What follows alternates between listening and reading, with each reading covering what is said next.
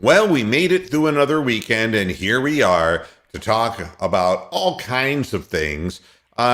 This will be like the Grand Moohead Buffet, where anything goes, and we'll direct the program as it rolls forward. Joining me is Brian in Arizona, Derek of DF Sports, and Peter Powell, as we have assembled News Team Assemble. So yeah, we've got that going for us. Before I get into what people probably want to hear, I wanted to just point something out to people who are stuck in a rut. And I understand that being stuck in a rut is a tough place to be stuck. Then football season's over and you had to watch playoff teams that really weren't very good, and then it reminded you that we weren't there and we should have been, and there are all kinds of reasons why not. But what I wanted to point out was that in the Eastern Conference, the Cleveland Cavaliers now have as many wins as the first place team. You know, everybody's sitting back and whining and pining and opining about everything from quarterbacks to coaches to strategies to free agency. And the Cleveland Cavaliers just beat the Brooklyn Nets. Now, I understand they were without Kevin Durant. But you know something? You try beating a team that has LaMarcus Aldridge coming off the fucking bench and has Kyrie Irving wailing away and Harden getting all of his foul calls. You try just beating that. With Durant, it's pointless. You're not going to beat them yet. But the Cleveland Cavaliers are now 27-18, and that equals the number of wins of the Chicago Bulls, who are headed downward. And the Nets, who had 27 coming into the game, we pulled even in wins with them, the Heat and the Bucks. And the Cavaliers now are ahead of the 76ers for the fifth spot in the Eastern Conference. If you didn't see the game, it was like so many of the other games. It was fun. And it went down to the wire and it had the intensity of a playoff game. And Darius Garland was putting on a show, passing the ball. And Evan Mobley had a relatively weak game. But we found ways of defending them in the final 4 minutes of the game and won. And we made enough plays down the stretch with our defense converting into offense. We got the job done. Don't be in a rut. Watch the Cleveland Cavaliers and just remember that it takes an entire team, not just a few individuals, to make a team. That's why it's called a team. Somebody answer their phone for guys. You know. Sorry. Damn. That's the new one that I was telling you about on Facebook. You don't want my ringtone to go off at Stone Cold's theme song. That would wake you up. Yeah. Tom Hawley says, dealing with 18 inches, well, so was your girlfriend earlier because of the snow. So you got that going for you. And Brad, you know, he pushed his dad's truck out of a rut. There you go. Nothing quite like getting a little physical exercise, a heart attack or stroke in cold weather. But I'm proud of the Cavaliers. I think that they honestly are playing and exceeding what anybody would have expected. And they deserved the headline on the program today. It was the 3:00 start because of Martin Luther King Day. And some people made some big shots and made some big defensive plays. Isaac Okoro made a huge defensive play. And, you know, he has to guard the toughest guy, which means he was on Kyrie Irving at the end of the game. Got a couple of stops on Kyrie. And Cavs win. And I don't hear nothing about it in the national press, so I'm going to, being a Northeast Ohio guy, I'm going to say I'm proud of the Cleveland Cavaliers, and it's a shame they're not getting national press But if they keep doing what they're doing, there's going to be no choice but to talk about them. Here's the thing about the, and now I'll just switch over to NFL because that's what, people are going to be whining about, and God only knows what they're going to be whining about today. Ben Roethlisberger's not so fond farewell. And we know how bad the Steelers really were this year, and that it was dumb luck that they got into the playoffs, and they stink. They stink like a sweaty asshole. And they proved it. But here's what amazes me. In the aftermath of all of this, including raping a woman, Ben Roethlisberger, they're throwing roses at his feet. And I want to read something to you, and I want you to tell me if Baker Mayfield said something like this before a playoff game. Let's put Baker back in 2020. We're going to Pittsburgh to face Pigpen, who beats us every time, and we're looking to Baker for a big game. And imagine if Baker spoke the very same words before the game that Roethlisberger did. Quote, "We're probably 20-point underdogs, and we're going to the number one team. I know they're not the number one seed, but they've won the AFC the last 2 years. Arguably the best team in football. We don't have a chance, so let's just go in and have fun. Out of the 14 teams that are in, we're probably number 14. We're double-digit underdogs in the playoffs. So let's just go play, have fun, and see what happens. I just hope we don't go in and get blown out by 20 to 30 points," Roethlisberger said. "We just go in and hope to keep it close." I'm sick of this double standard. Totally. Hi, T-Tosh. How you doing, man? Good. Good weekend. Good. Yeah. And this double standard, it doesn't matter. He could rape women. He could say things that are just absolutely crazy. You want to talk about dispiriting. You watch how that team came out. "Almighty leader, thank you for your message." And everyone came out for the Steelers sleepwalking. Running the wrong patterns, dropping passes, missing blocks, committing penalties. And the amazing part of it is that they were actually up 7-0 at one point because of the return of the fumble, the double fumble as it was. But there was nothing that the offense and Ben Roethlisberger brought to that football game. And I say the NFL is a much better place without Pigpen. And he stuck around maybe to make his extra money or whatever, but he did his organization and his team no favors. You can't say that shit before a game. You're the leader of the team. And I get sick and tired of the double standard, and especially the double standard that Browns fans apply toward their players. And to say that before a game, and then the game, and sure enough, he called it. He lost by 21 points, and it was garbage time. And the game was so far over by the time they did anything. Pigpen averaged 4.9 yards per pass. Well, Jesus Christ. An armless guy with two stumps could do that out of his mouth. I was going to say, Cody I think Kessler you, could me, do that.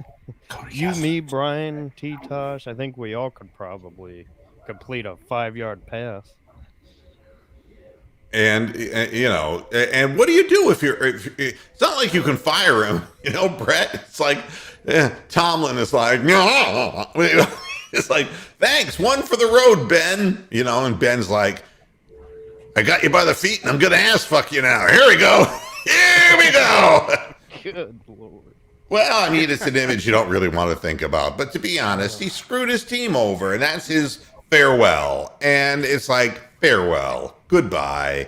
And now he's like, "Well, I'm not really sure. I'm retiring." It's like somebody it goes on and on. What I would like to see is to put some kind of a steel, because he's got that goddamn back brace. Put some steel in it, have a big fucking magnet, and just suspend him over the Monongahela and let him stay there for a few weeks without eating and say, okay, we'll give you food, but only if you retire. That would be really nice. Either that or chop off his right arm with a machete.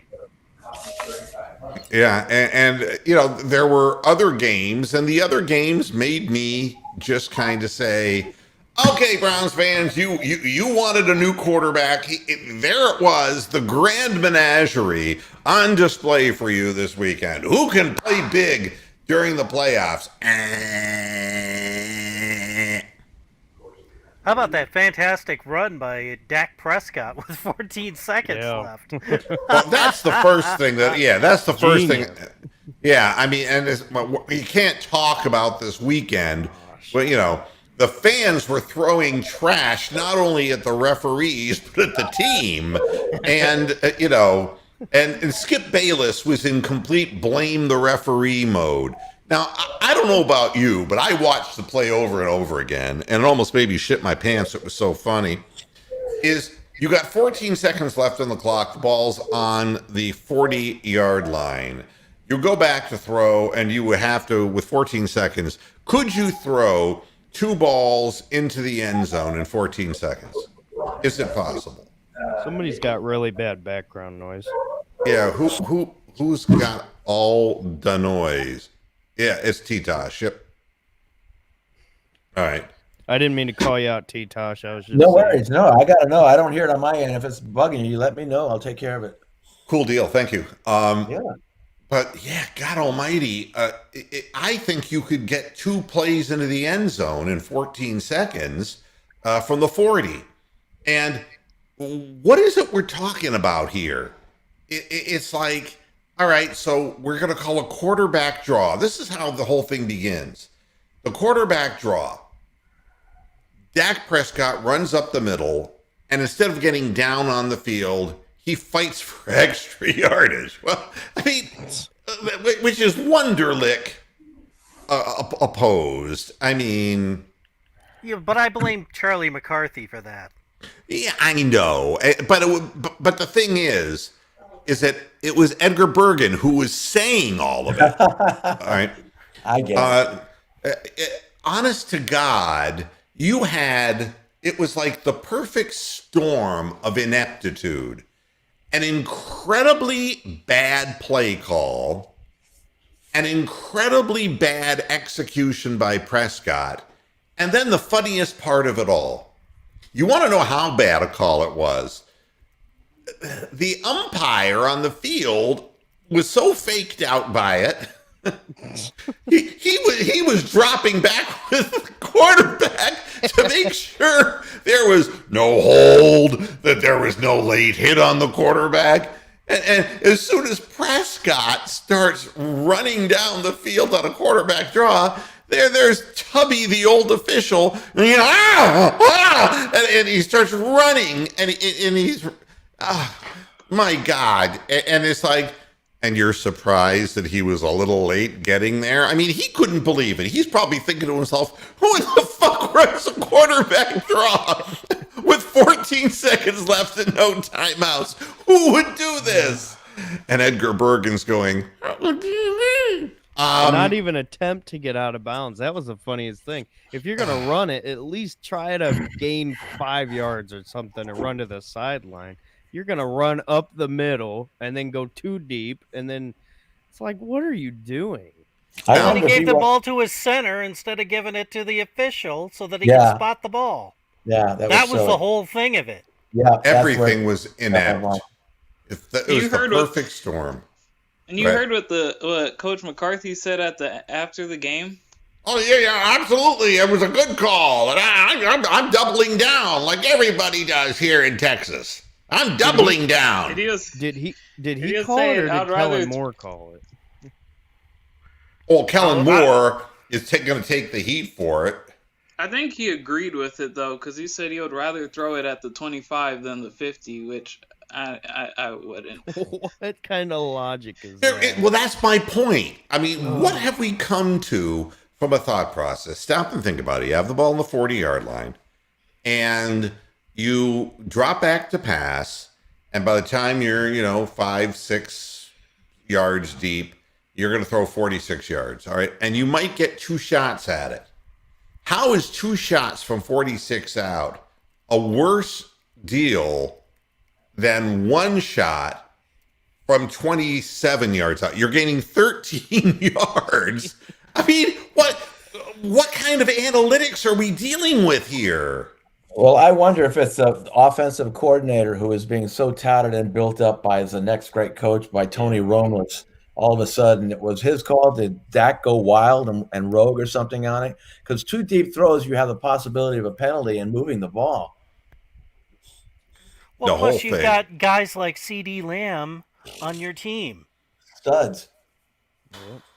And to be honest with the whole thing, I mean, I got to be consistent because, I mean, could you imagine if Kevin Stefanski did this? Well, I guess he has Yes. a couple of times. Yes, I absolutely can. Which We've one do you seen want to it. talk about?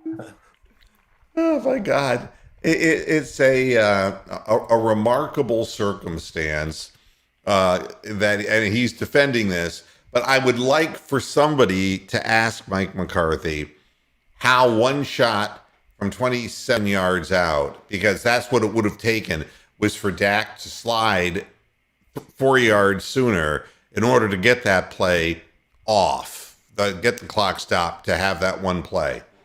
So how is 1 shot from 27 better for the 20 than 1 shot from 40 than 2 shots from 46 out? I don't get it. If you throw the ball up twice, I think you have twice as many chances of converting the Hail Mary. Do you know what they're calling this? Routes. Throw out routes. Try to get out of bounds. Do something. Well, they were I don't covering think they trusted at that them. point. They were covering all of the sideline. They were covering the sidelines and forcing guys more towards the numbers. So it would have been really hard to break a tackle and get out of bounds at that point. Wow. So your best bet is to go down the middle on a Hail Mary. And like I said, you've got C.D. Lamb and Amari Cooper and all these fucking guys who can actually catch the ball. Let them do it. Too. Yeah. And Cowboy fans, I mean, America's team, that went away a long time ago. This is a team that consistently in Decembers of years past have just turfed, and to finally get here into this situation and to pull something like that, you obviously don't have a rudimentary understanding of either analytics or football. And the fact that McCarthy was a surprise hire because he was old, and I don't mean old from chronological perspective, but from, not by his own admission, not being up to snuff in the modern game. And this is what they end up with. I would terminate him immediately. Well, and he lied. Do you remember? He lied. They said he said that he watched every game, and then that's how he based his game plans and everything going forward. And then he comes in the press conference and said, "No, I just said that so I'd get the job." And Jerry laughed. It's like, what? And plus, Stephen Jones already said that he's going to be the coach next year. So, yeah, well, whatever. Really? Well, I mean, like Jerry, I said, there's your victor. Yeah. You got Charlie McCarthy, and there's your victor. I have an honest question, and I've always thought this, and I think it's more appropriate now to ask than ever. I really want to know, what's the difference between Baker Mayfield and Dak Prescott?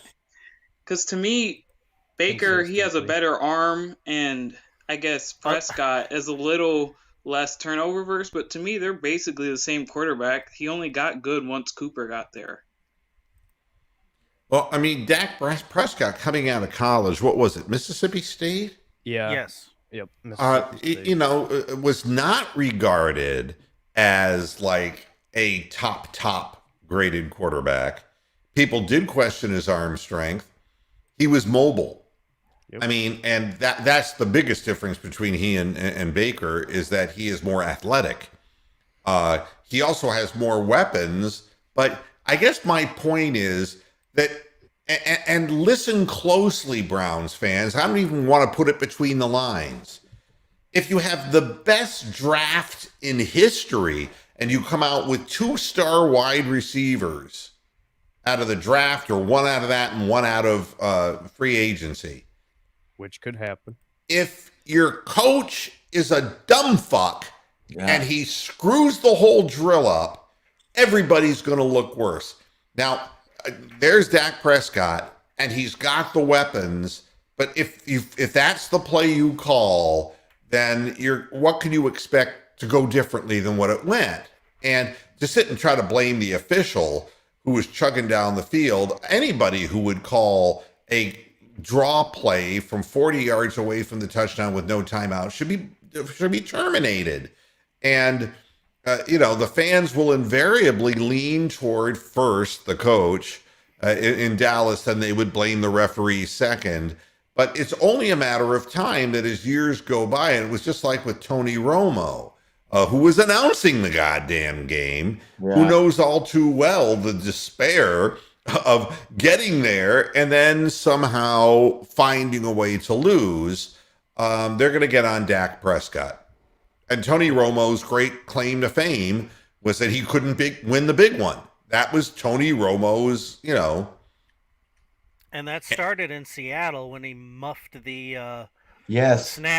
For a game-winning field goal. North Dallas 40. And they need to move.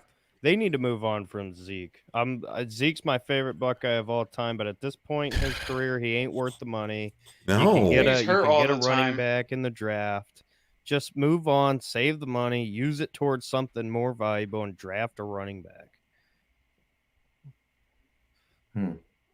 Well, but Jerry did the same thing with Emmitt Smith.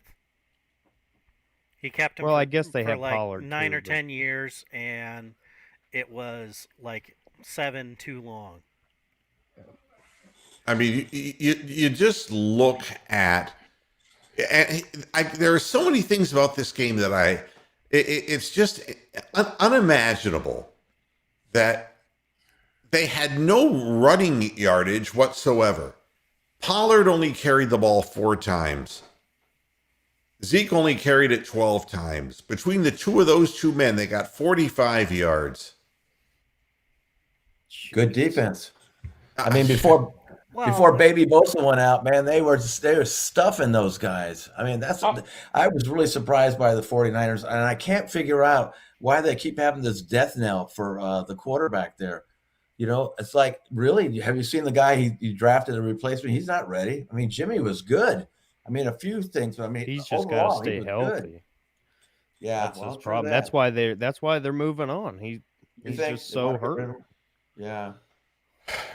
It's I'm looking at all of the stats, and it's like Garoppolo won but sucked. Okay. Yeah. I mean, you're throwing for 172 yards and you have a rating of a 67.4, and doesn't that sound familiar? And that's right. And in the second half of the game, you basically stop playing. You take a look at the yardage that they had in the second half compared to when they scored 20 of their 26, that they scored, God, I want to say, what was it? 17 or 20 of their 23 game. I think it was 17. 16 at the half, and then 7 in the third quarter, and then zip in the fourth. And again, it's another one of these cases of making a game close that didn't need to be close. You were ahead in that game 23-7. I mean, I don't know. But somehow they dumbed their way down into doing this. I mean, you look at, everyone's talking quarterbacks. And it's like, Mahomes, who everyone will agree is a quality quarterback, had a 138 rating and ripped the Steelers a new asshole. So good for him. He did well, and that's that. But he didn't pass the 17 enough for me. So yeah, and then even the Bucks, we know they have the greatest quarterback who's ever played the position. We know that, but the game is 31-0. But did you notice that when it became 31-15 and Philadelphia was moving the ball and getting in and getting to within even 16 points, that Arians immediately had Brady throwing the football? He had no trouble with putting that game away that way. No problem at all. I went back and because this is the stuff I like. I like watching like the Pro Bowl competitions and stuff from the past. I watched the 2002 quarterback Pro Bowl competition, and I was born in 2002, and they had said at that point that Brady secured the starting job. Obviously, he was in the Pro Bowl. Think about how crazy that is. My entire life, Tom Brady has been elite. That's crazy to me. Yeah. I mean, do you know what difference it makes when your quarterback? How do you think you build a really good quarterback? He's got to have confidence. And, to make a comparison, it's like you got Darius Garland in his third year for the Cavaliers. And the Cavaliers didn't have in the last 2 years winning opportunities. It's not like, okay, it's time to close them out, boys. No, we're down by 24 in the fourth quarter, So this year they started out letting Ricky Rubio help close games out offensively and let the rookie look at what needed to be done. And now they've turned the keys over to him, and he is making the necessary passes, the necessary shots. Today, 20 points, 12 assists. How do you think a great point guard becomes a great point guard? You put the ball in his hands and you trust the decisions that he's going to make. And what an advantage for Bruce Arians to have.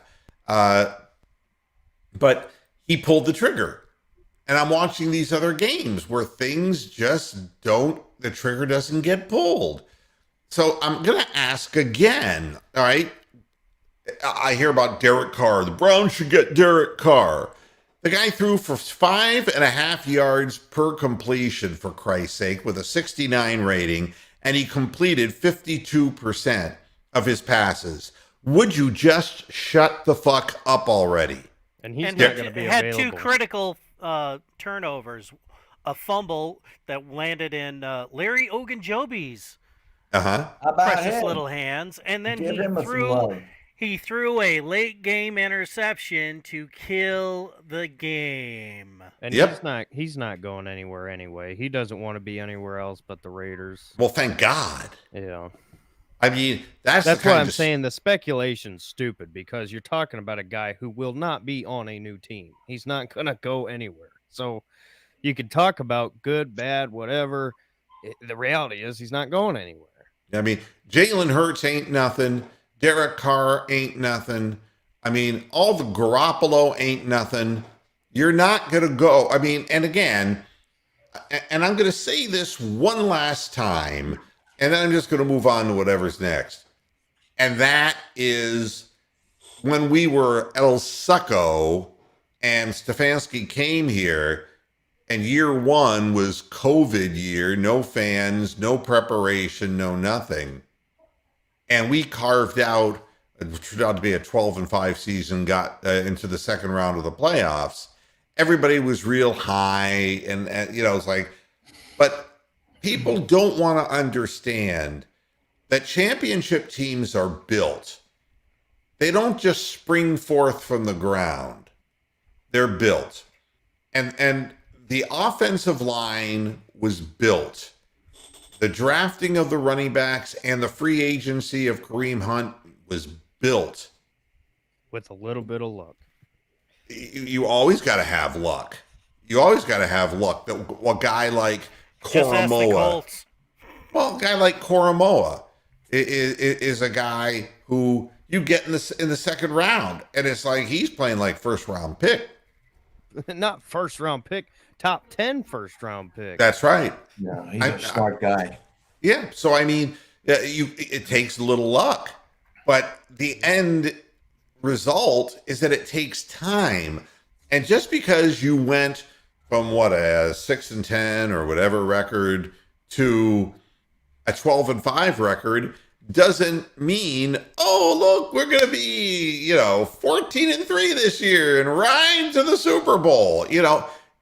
You have to have all positions covered. We have no wide receivers, for one thing.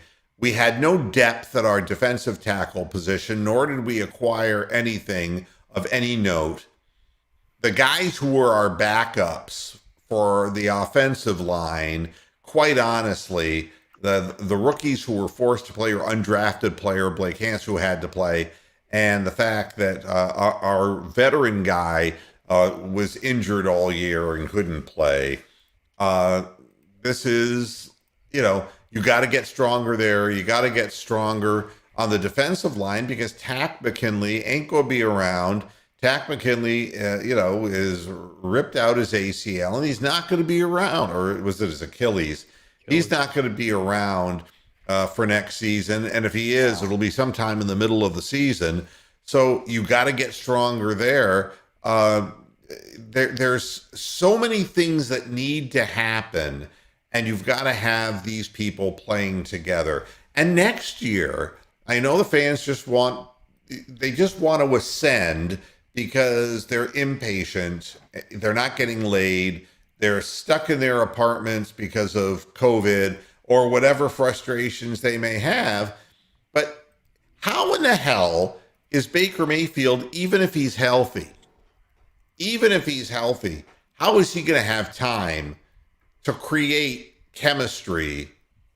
And you say, well, chemistry's not that big a deal. And I say, fuck you again. Take a look at Joe Burrow and Jamar Chase. I mean, it's just there. They've played so much together. They had such a head start that way. And you take a look at Brady and Gronk. Yeah. They might as well be of one mind. Yeah. And how are we going to have that with a bunch of people who've never played in the scheme before or maybe even in the league before? How are we going to do that? I have an interesting answer to that when it comes Sure. to the draft. Sure. One of the guys who, obviously, fingers crossed that will be there and we can get, Garrett Wilson has had connections to Baker Mayfield the past, at least this offseason, I think the offseason before that, because they being from the same high school, Lake Travis and in Texas, the off-season workouts, they've been working out together. So I'm not saying there's great chemistry, but they are familiar with each other and they have thrown together prior than, if he would end up on the Browns. So I think that would be, in my opinion, the best case scenario for Baker and for the Browns as far as going forward at the wide receiver position. So not That saying it's makes a big head sense. start, but No, but I mean, again, and Baker's not going to be able to have his little off-season thing that he does with players where he gets to work with players and develop a bond in chemistry because he's not able to throw the football. So, this is the hardest thing for a guy's career. A guy like Baker who needs to have a good year in order to really salvage the kind of money he wants to earn. And if he wants to remain a starting quarterback in Cleveland and get any kind of an extension, this is a hard way to do it, coming off of this kind of surgery. And even though it's not his throwing arm, and just having to do it with a whole bunch of new wide receivers, it's, and I got to be honest with you, it's not like he has dynamic chemistry with Donovan Peoples-Jones. So I don't, or with David Njoku, who they're never seemingly on the same page. So I don't know. It's going to be very difficult. So I go into the season saying, I told everybody that we were basically a 9-17 the year we were 12-5. And I told people that we were basically, in the range of being anywhere from an 8-win to an 11-win, and we went the other way this year. I don't think that the quality of the team has changed one iota. I think the fortunes of the team in close games were damaged because of bad play calling and because of injuries and bad play on the part of Baker Mayfield as well. And Tony, you need to get your camera on. If I see Tony trying to get himself going. Oh, there he is. Let's add him. Hey, Tony, how you doing? I'm in the car, so I didn't want to. You're driving in your car. You turn on the radio. Okay. How do I sound? Huh? You sound do I like sound? Tony. Okay, just want to Yeah, make you sure. sound just like Tony the Calf. I'm using my AirPods, so. This is what AirPods sound like, and notoriously, phones are a little difficult with StreamYard. You know, they don't like Wi-Fi connections or cellular connections. It's really best to use a plug-in connection. So, Tony, is it really choppy for you, or can you hear fine? I hear you guys fine. Wow, they must have. It's like I'm on my. It's like I'm on my laptop computer. They Oh, must that's have updated outstanding. because every time that I did it, I could make out every third word.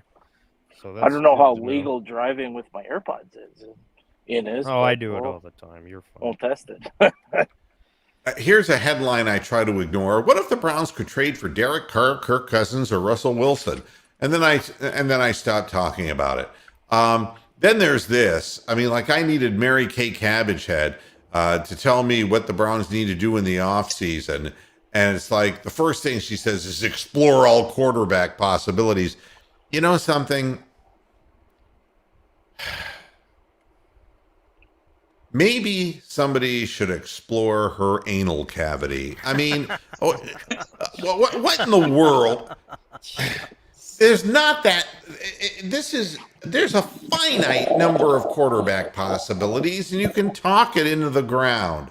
What do they really need to do? Then she says, bolster the receiving core. Well, no fucking joke. Thank you, Captain Obvious.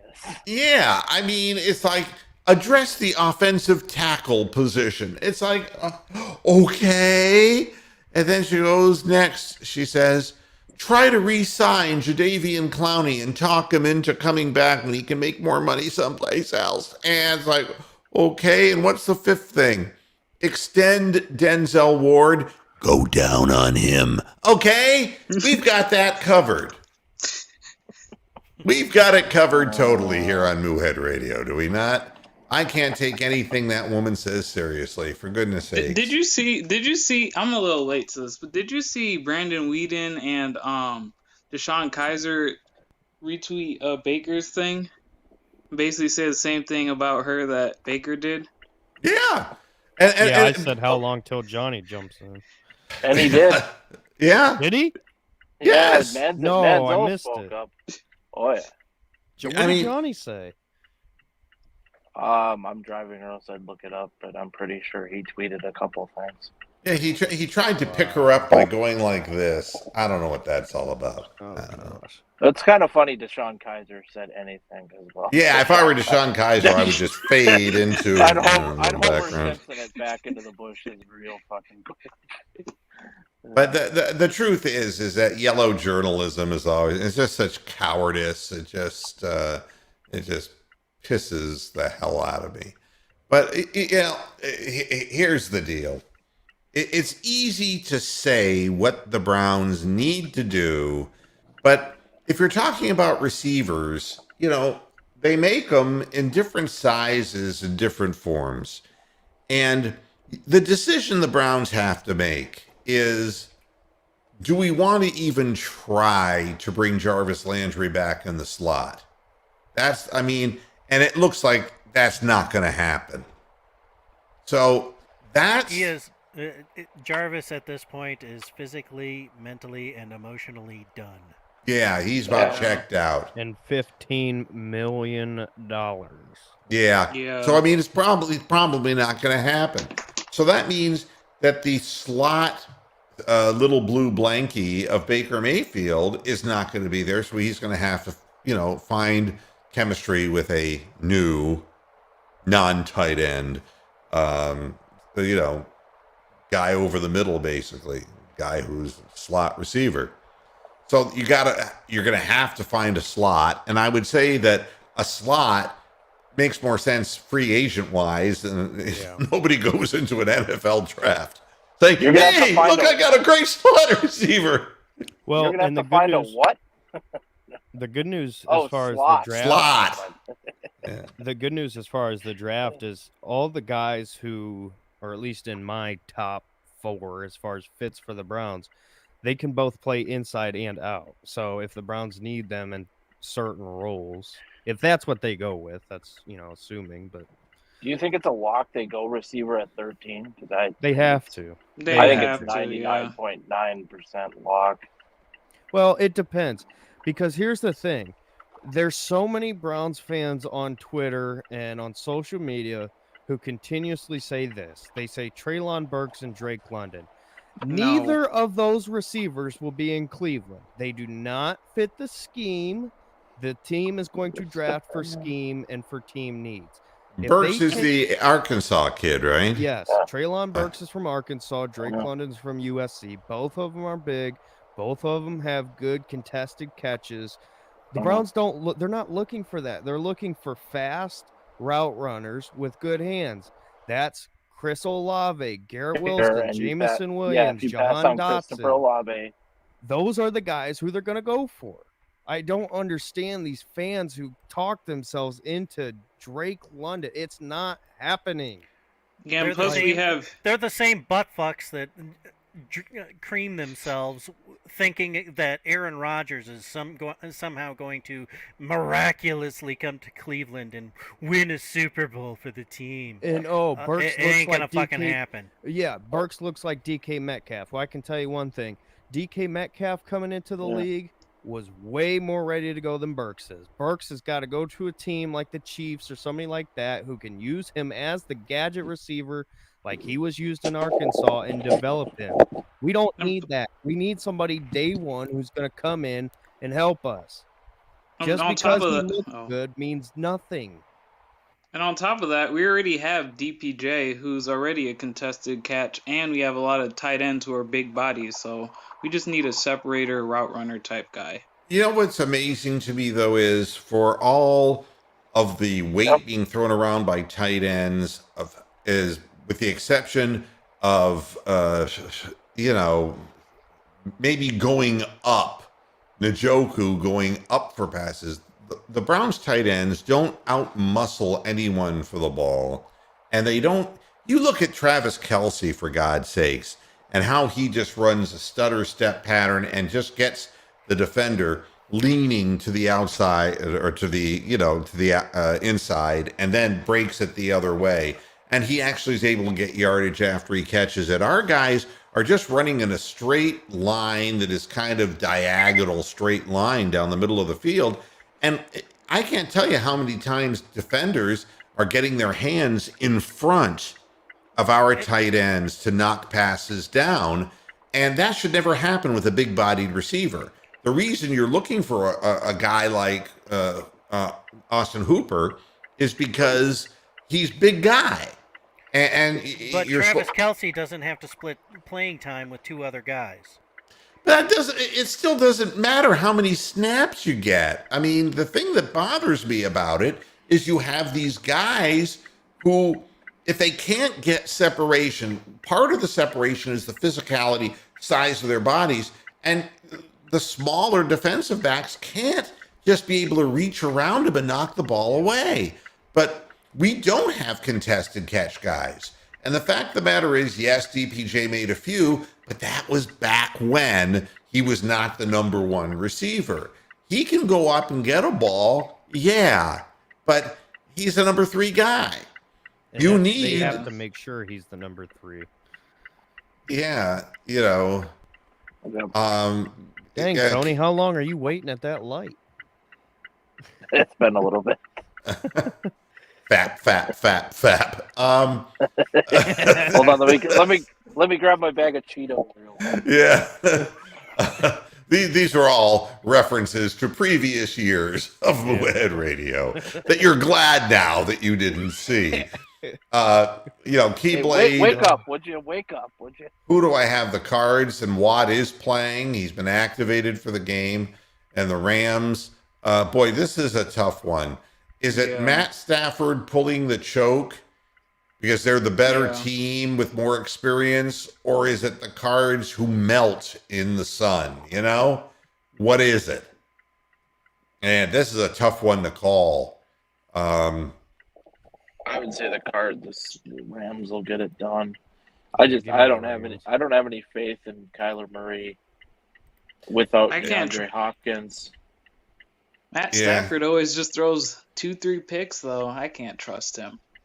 Yeah, that's the thing that's really interesting. Somebody has to come up large, and if it's Stafford, you'd at least have seen him do it before, but you haven't seen that happen really for the Cards. And I'm rooting for the Cards to win just because somebody different, Yeah.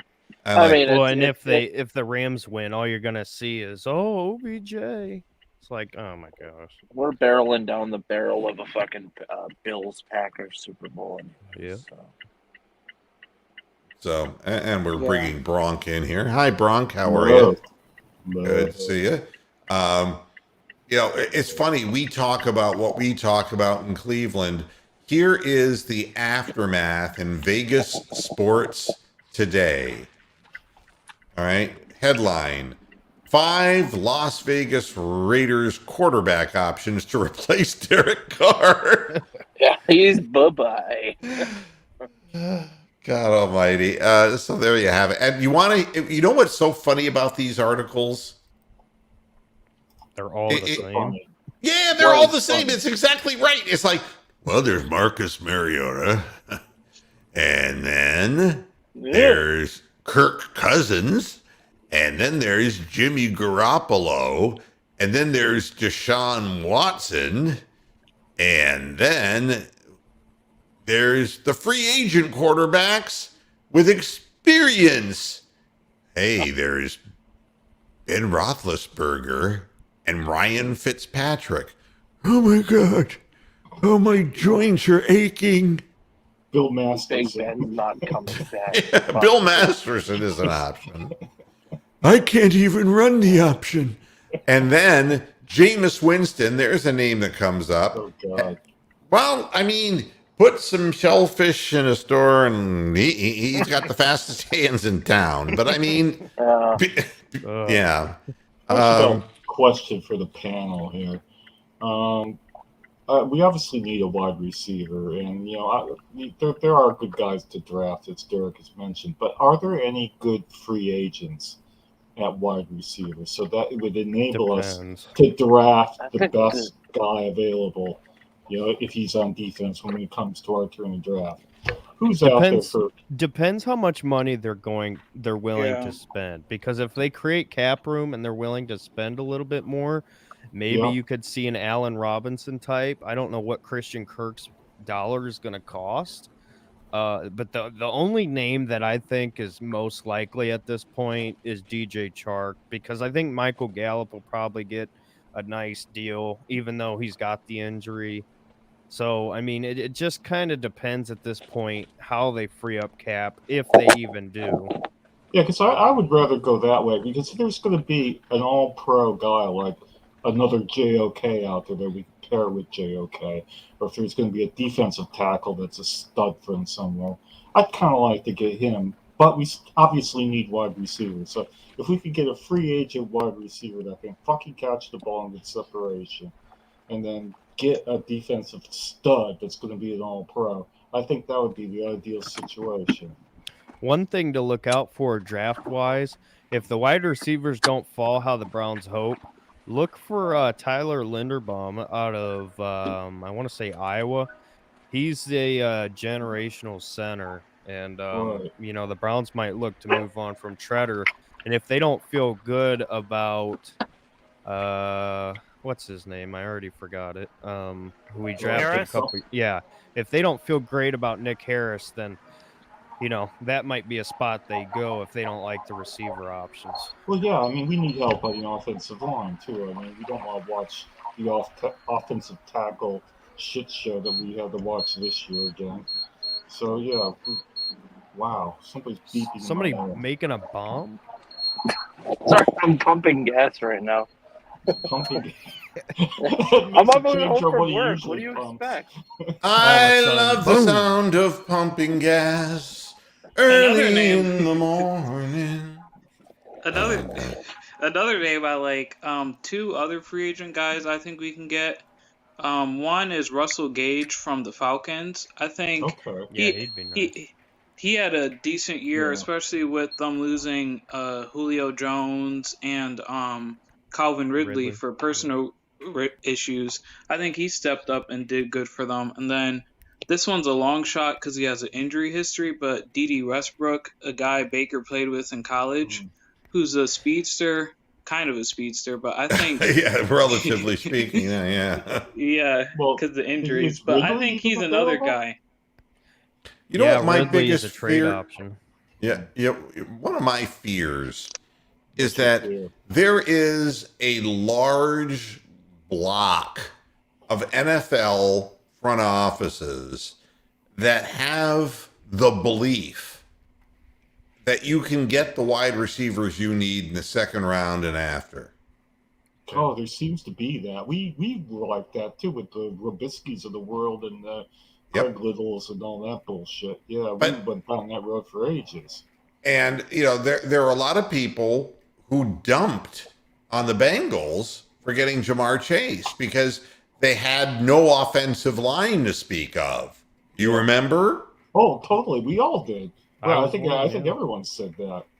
So, it worries me about the Browns front office and the strange ways of analytics.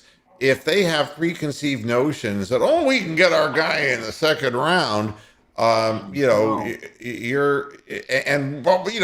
trust Coach Stefanski to scheme this thing out. You're going to have a real problem on your hands. Hey, Look at Schwartz. I mean, is he going to play in the slot now? I mean, is he going to be the next Jarvis Landry? Well, just in time for draft time for Mike.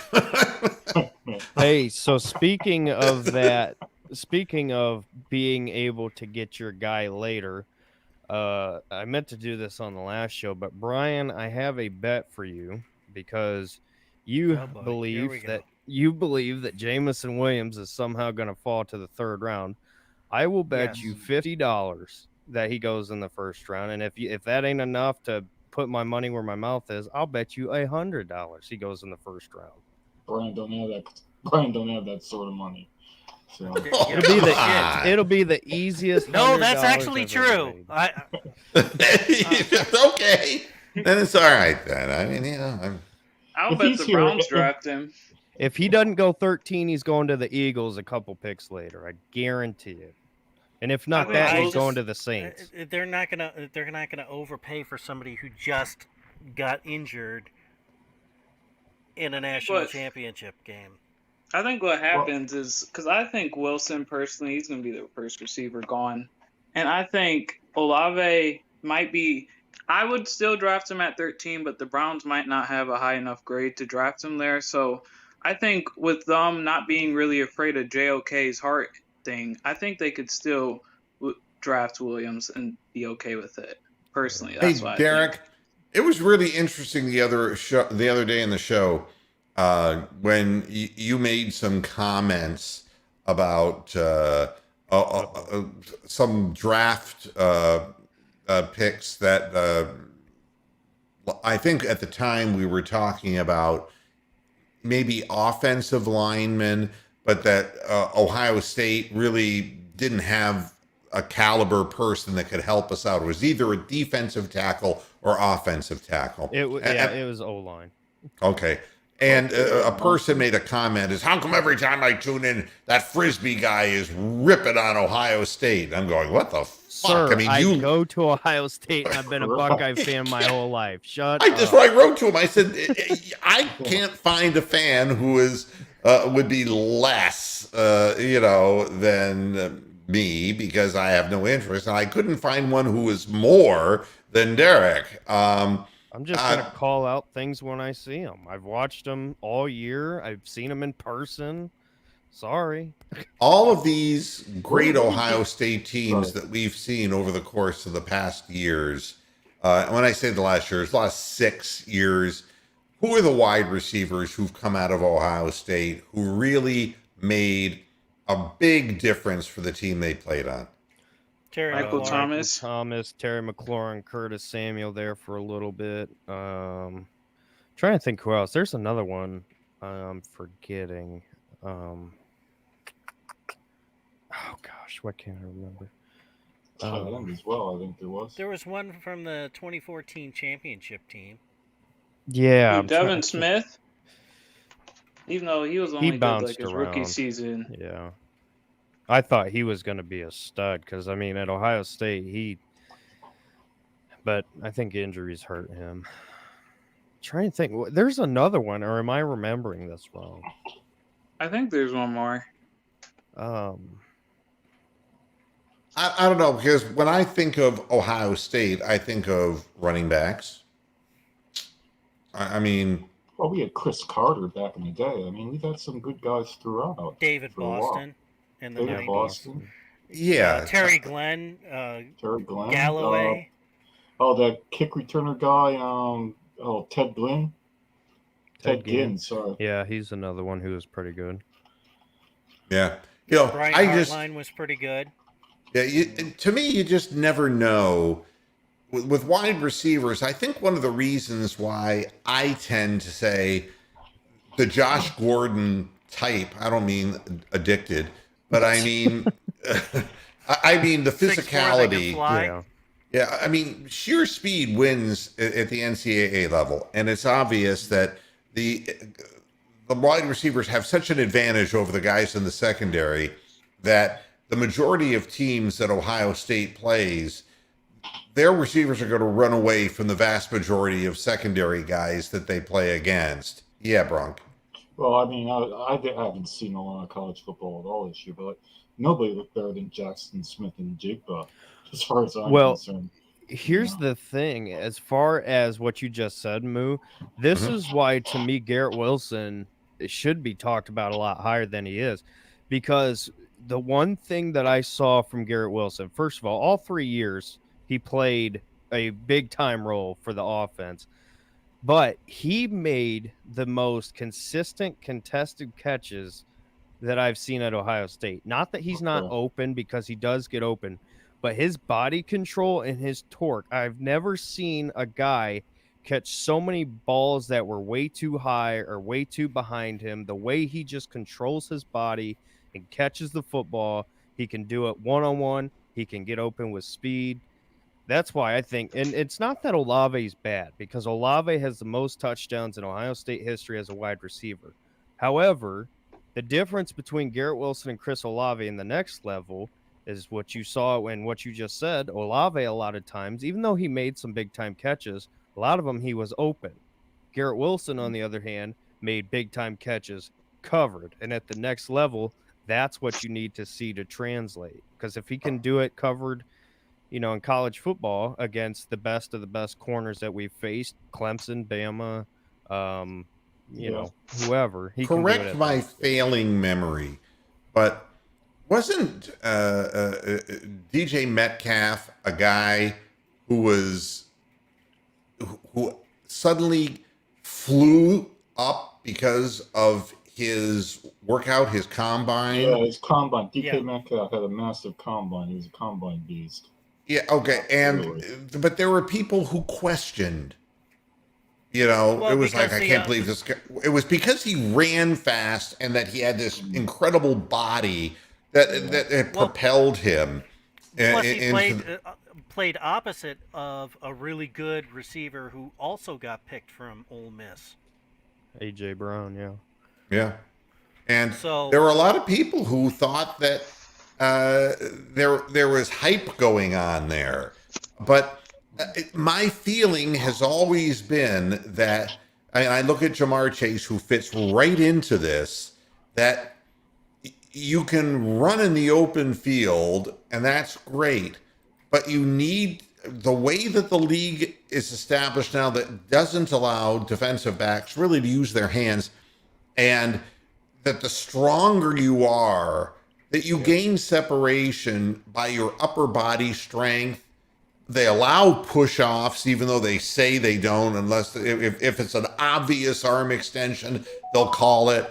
But the tussles that you get into with more mature, older players in the league, if you're coming out of school, in the NCAA game, I just think that a guy coming into the NFL should be bigger, more robust, and physically, more advanced. And it's much the same way that you look at, in the NBA, you look at a guy like Evan Mobley, and we're 44 games into the season, and he's a string bean. I mean, he's going to have to, in the offseason, put on a good 20 pounds of muscle. I mean, mass that he's going to be able, because right now, he can't blast his way to the basket and just run through people. Think about how much better he could even get. That's the crazy thing. Yeah, but I mean, again, that's what makes it. But if you're 7 foot, the first thing that they said about him before the Cavaliers drafted him, and they talked about him at USC, they said he's going to be a center. And so he's going to have to get bigger and mature, and that at the time he was 19 years old and he's not physically mature yet. And the Cavaliers said, bullshit, this guy's a 4 and Jared Allen is the 5. And he's still it was no different than when Karl Malone came out, and Karl Malone had to muscle up to be able to, work his way in the paint and get his body on somebody to get that fadeaway shot that he later became really famous for. Right now, you see Mobley's fadeaway shots coming up short, sometimes air balls, because he doesn't get that separation because his strength isn't there. I just think it's imperative that you draft people who have the physical attributes to be able to separate themselves.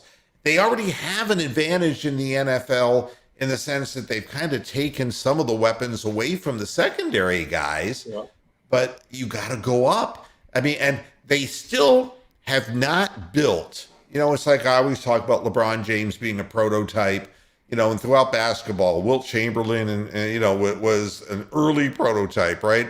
Of what we see now is, and then the earliest visions of guys who are getting bigger, like where Magic Johnson is a point guard, and then suddenly LeBron James, and he's like the height of Magic Johnson, but he's the size of a tight end, and he can barrel through people, he can go over people.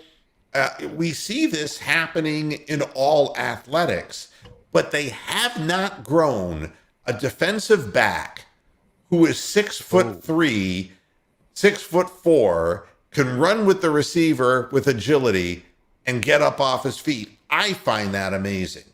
Hey, I don't know if we've already mentioned this, but I just now saw this. The Raiders are getting rid of their GM, Mike Mayock. Yeah, no, I just flashed it on the screen, and I said just in time for the draft. That'll make him happy. My bad. He'll have something to do. Well, good grief! Look at his draft class. Did the Cavs win today? Horrible.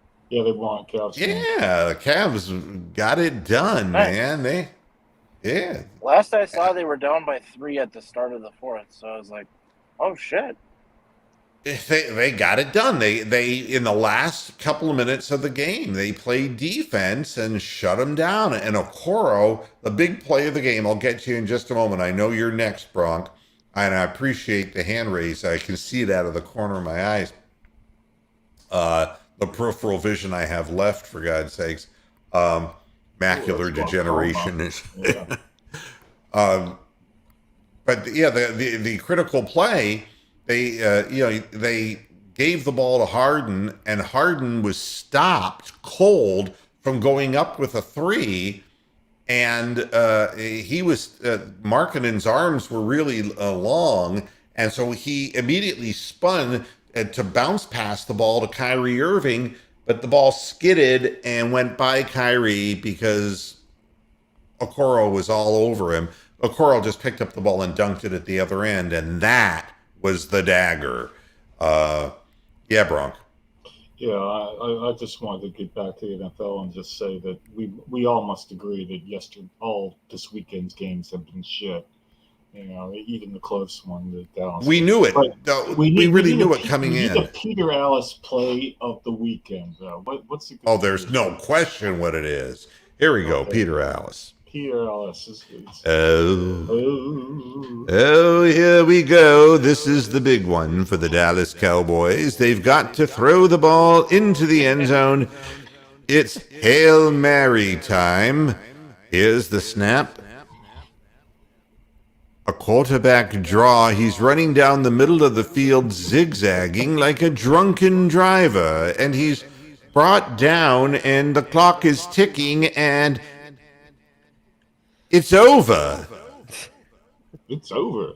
I think I'm going to call that Hail Nary, because there was nary a pass thrown on the play.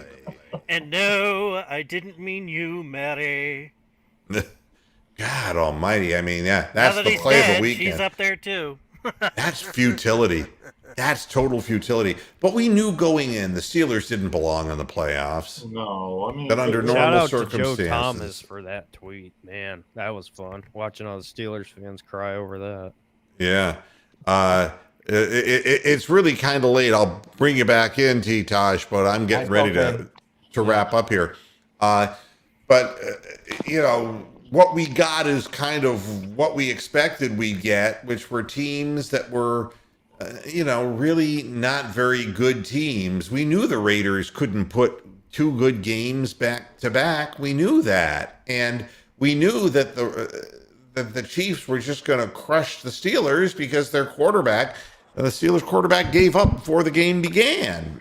And there's so many, it's just absolutely hilarious. I hate to interrupt, but it's so absolutely hilarious watching Bill Belichick go down like that in the fucking playoffs. Not a word about Josh Mac Allen Jones. just fucking Mac Jones. Yeah. Not a word about Mac Jones and all that. And the Patriots and the Bills, it wasn't even a football game. 21 for 25 for 308 yards. An 157.6 rating for Josh Allen. Perfect. Yeah, How about that It's for like- Mr. Inaccuracy? Yeah, that was 5 like Ohio touchdowns, State. no interceptions, no sacks. That was like an Ohio State versus Akron game. That was a terrible game. Well, in essence, that's what it was. Take a look at New England's rushing game. Damian Harris had 30 yards. Ramondre Stevenson had 27. And that's that. Good night, everybody. Nobody could get anything done. And 2 more interceptions for Mac Jones. And, they just weren't a deserving team. Somebody has to fill in the slot. And they were the ones who mathematically filled in the slot. But and I think everybody knew that the Eagles don't have a quarterback. Everybody knew that. No. When they gave up on Carson Wentz, they didn't have a replacement. And they may say that they're falling in love with Jalen Hurts, but he's not that guy. I like It Hurts, hurts but he's the got his teeth. problems. a lot of people fell in love with Marilyn Monroe. That doesn't necessarily make it a forever thing, right? Have you talked about tonight's game? I'm hoping the Cards win. Well, they've been pretty inconsistent by the end of the season, right? That's the whole King. After D-Hop got hurt. Look, there's no reason the Rams shouldn't win. There's no reason. They have the talent on the field. They have the people that they need to get the job done. But do they? But the question is, you look at Matthew Stafford, he's never won a playoff game. He's gotten to the playoffs, but he hasn't won a playoff game. So here you go. And I know he was playing for the Lions, but he got to 3, and they were taken out in the first round every time. So here we go. Somebody's got to play large. I'd say that the Rams have to be the favorite in this game. But whoever wins, whoever wins this game is going to get pounded by Tampa Bay next week anyway. Well, you would think foregone. that would be the case, but you never know because Tampa's got some injuries. that's right. They're dealing with issues. I know Wirfs got hurt during the game, and another one of their offensive linemen got The center got hurt for a while too. Yeah, so they're dinged up. But I got to get out of here because I got to eat my dinner and I got to get ready for tonight. So hey, it's been a great panel today. My goodness, with Brian and Derek and Peter and Tony the Calf in his car and Bronk in England and T-Tosh. Everybody, thanks Tony's for still at the red participating. light. Yeah. Has he turned yet? Thanks a lot for No, tuning in I'm halfway home now. and supporting the program. I do appreciate it. We'll be back again on Friday with the next installment of Moohead Radio. All right. Until next time, go Cavs! Okay. And hasta la vista, Pasture Heads. Good night. All right. See y'all later. Bye-bye.